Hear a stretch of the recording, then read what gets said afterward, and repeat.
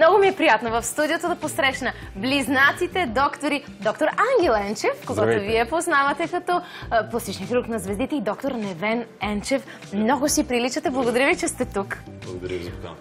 Бъркат ли ви, моля, тя отдавна желана покана и желано гостуване, бъркат ли ви вашите пациенти или познати, не приятели? Да, бъркат ни пациентите. Скоро имахме един случай. Идва пациентка за операция на бюст с нейния приятел. Влизаме ние в операция и после той ми разказва случай. Оставя той при мен, влезем в операционна, излизаме от операционна. Той казва: доктор, ако знаеш какъв гаф направих, какво стана? Слизам долу в ресторанта на болницата и виждам ти ядеш. Докторе, какво става? Къде е жена ми?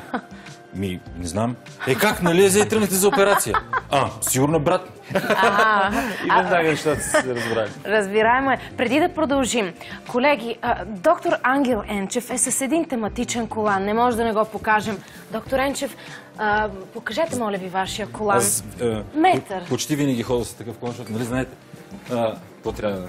90, 60, 90... Аз съм ви идеалния модел. Перфектни, вие сте модел, точно. Благодаря ви. И тогава да продължим този разговор. Ако трябваше нещо да промените в мен, бихте ли го променили? Вие като пластичен хирург, да. Бих се затруднил. По-скоро бих ви върнал, ако дойдете в кабинета ми като пациент. Да, вие тази сутрин ми казахте, че и връщате пациенти много благородно. Да, когато изглеждат така, да. Не оперираме на всяка цена и всеки. Благодаря ви за комплимента. Доктор Невен Енчев, вие ако бяхте пластичен хирург, а тук любопитното е, че и двамата са завършили медицина, но, както обичат да казват, доктор Невен Енчев е по-бизнес ориентиран. Вие обаче, ако бяхте с скалпела, бихте ли променили нещо във външния вид на своя брат? Не, при него нещата са много комплицирани. Той вече има много опит, толкова години е в този бранш. Не може професията да не оказва влияние и върху подсъзнанието. При мен нещата са ясни. Ако аз реша нещо да променя в него, това означава, че аз не харесвам нещо в себе си, така че аз не бих променил нищо в него, но съм сигурен, че той има какво да промени в мен, защото непрекъснато, когато съм в болницата и ме види малко не в добра форма, казвам: ела да ти изпукна малко от корема, малко да ти изпукна от чията, и той може да каже и други сигурни забележки има. Правил ли го е или само се заканва? Да, веднъж. Интересен е случай. Веднъж... Той ще го разкаже. Да, веднъж бяхме на кафе и му казвам: Невене, малко трябва да почнем да си приличаме малко повече като едно време. Той каза: какво да направя? Викам: ти направя на липосукцийка на корема. Липосукцийка? На корема. Малка. Да, малка липосукцийка. Това е много важно да се отбележи. Малка липосукцийка на корема. Вечерта не казахме на никой, нито той на съпругата си, нито аз казах. Сутринта имаме една отложена операция. Сутринта има първото свободно място. Първото място е свободно. Да. И аз викам: Ангеле, не искам да ми правиш пълна опойка. Защото аз като лаиците много го е страх от опойката. Хората има защо. Те си имат някакви си тяхни предложения, въпреки че нещата вече са променени. И искаше... И аз викам, въпреки че съм завършил медицина и знам за какво става, и съм работил като лекар. И им казвам: обаче, Ангеле, ако можеш смесна. Добре бе, вика, смесна опойка, няма проблем. И аз слягам. Слягаме го на леглото, слагаме вена, включваме абоката, почва да течат разтворите. Казвам на анестезиологичната сестра: давай. Тя вкарва пропофола, там, дормиком, какво беше, не помня. И той, както стоеше, каза: вие ме опоихте и заспах. Да. След това се излъгаме и се събуждам с липосукция. И без корем. И без корем, разбира се. И без корем. Нещо друго бихте ли му променили? Да, носа. Бих му направил малко по-малък, защото аз съм си го коригирал при моя учител по пластична хирургия, при който съм се учил на занаят и на тази професия. Бих направил на него същото, защото имам самочувствието, че правя най-хубавите носове. Това е факт. Тоест, обратното на популярното вярване, че най-масова е операцията на гърдите, ринопластиката явно е При мен да. В моят случай да. Аз правя повече ринопластики, отколкото оголемяване на бюст. Ако можехте нещо в характерите си да променихте, бихте ли? Със сигурност. Аз в неговия или той в моя. Ние сме еднакви като характери. Еднакви? Това, което искам да променя в неговия, е точно това, което не харесвам в моя характер. Може би избухливостта и Като типични представители на Зодия Близнаци, ние сме пълни с идеи. Да. От които много от тях осъществяваме, естествено много не осъществяваме, защото той е кратък период, в който сме на Земята, няма да ни стигне за всичките идеи, но сме длъжни да пробваме. И пробваме и за това нещата ни се получават, защото не ни е страх да пробваме. Това е единственото нещо, което, ако можем малко повече да се концентрираме, но Зодия Близнаци са такива, и близнаци, Брат ми е близнак, и Зодия Леля ми е Близнаци, близнак. пълни с идеи. Как се запознахте с съпругите си? Вие имате доктор Ангел Енчев, има син на 3 години, Филип, доктор Невен Енчев има Евгения, дъщеря във 2 клас. Как се запознахте с вашите съпруги? Да започне той, защото неговата връзка е по-отдавна с... Ние сме с съпругата ми от 10 години. Работихме заедно в една фармацевтична компания. Там се запознахме и аз се отвляках от София и я заведах в Пловдив на крилите на любовта. И оттам тръгна нашата връзка и след това брак, и се роди детенци и така. Много хубаво. Да. А вие? Ами аз с Теодора се запознах по повод един проект, който разработвах от моите рекламни кампании. Тя беше стилист на проекта и постепенно, не стана много бързо, някъде за около 3 месеца успях да се справя и така. С падане на коляно, целувка вечерта, след една вечеря в ресторант, много романтично.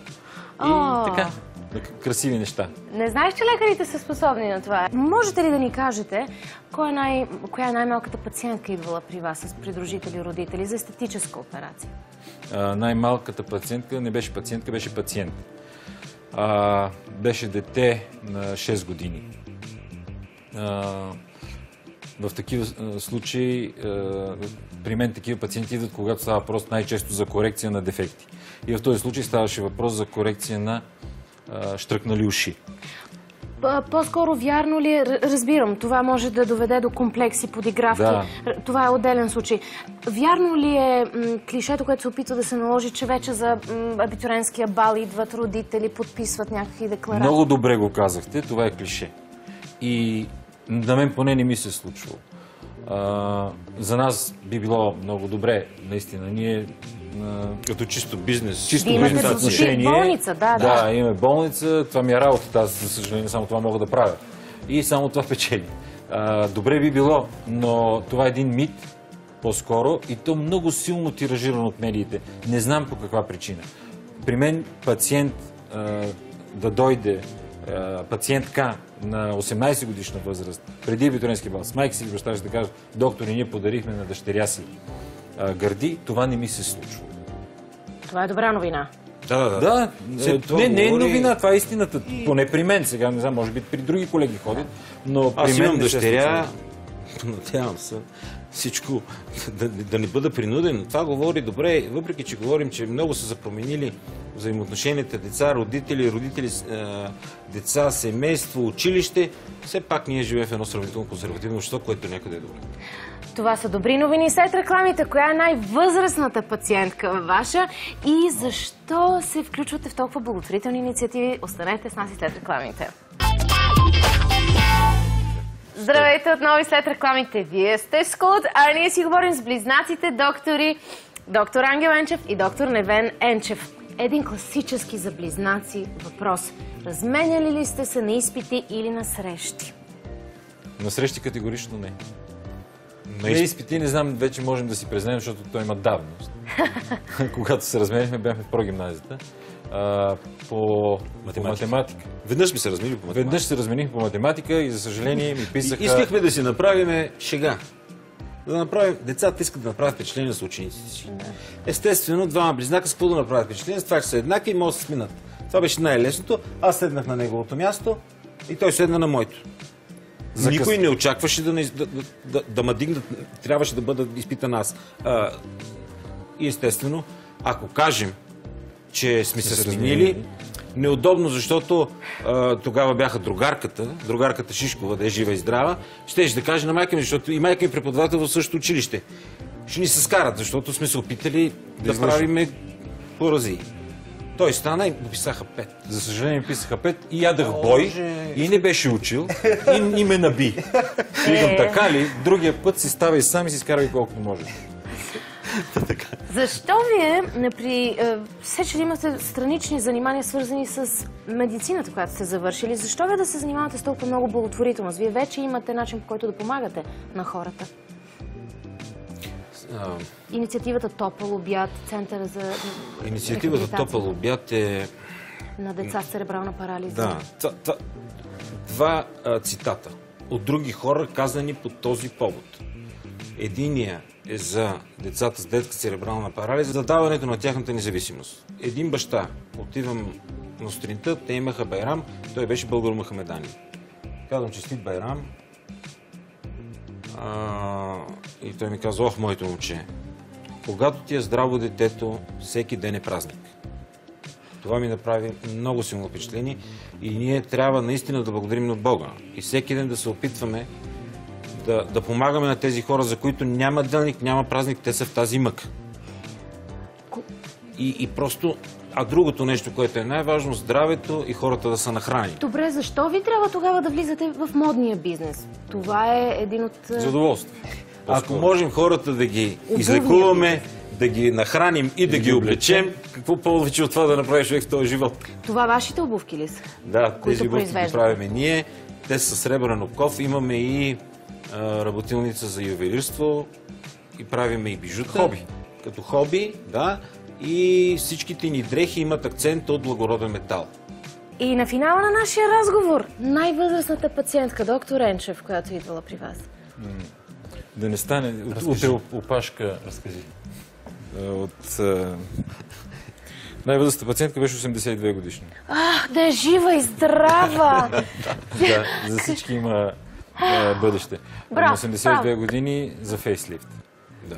Ами разбира се. С перфектни показатели и интересното беше, че когато те каза, докторе, дали вече ми е дошло времето да се направи един фейслифт? Викам, ако на теб не ти е дошло времето, да кой ми е дошло? Все пак един фейслифт. Перфектно, жива и здрава, всичко е наред. Перфектно има всичко. Благодаря ви.